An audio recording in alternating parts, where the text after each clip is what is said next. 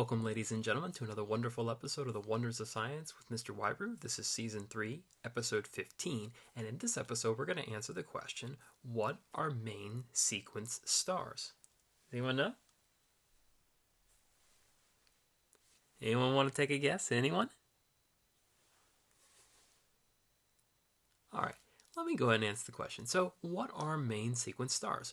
Well, just like our previous video we talked about white dwarfs, which was one grouping of stars, this is another grouping of stars.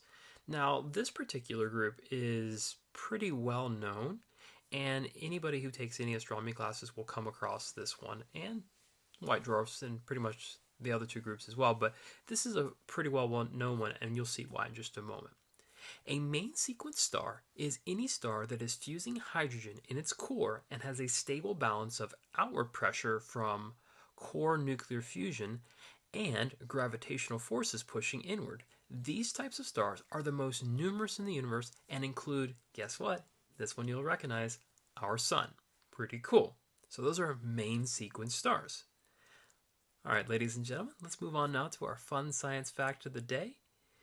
Jupiter is the largest planet. Now, you probably knew that, but let me add a little bit of more detail to that. As it being the largest planet, it could actually contain the other 7 planets in just 70% of its volume. Let me say that again. It could contain the other 7 planets in just 70% of its volume. That is crazy. And maybe some of you have heard about the little, what looks like an eye on Jupiter, which is just basically a gigantic hurricane. Gives you some kind of idea about size, relative size. Alright, thank you, ladies and gentlemen, for joining me for another wonderful episode of The Wonders of Science with Mr. Whybrew. Keep an eye out for the question that will be at the end of the video. And as always, enjoy the wonders of science. Take care, good day, and goodbye.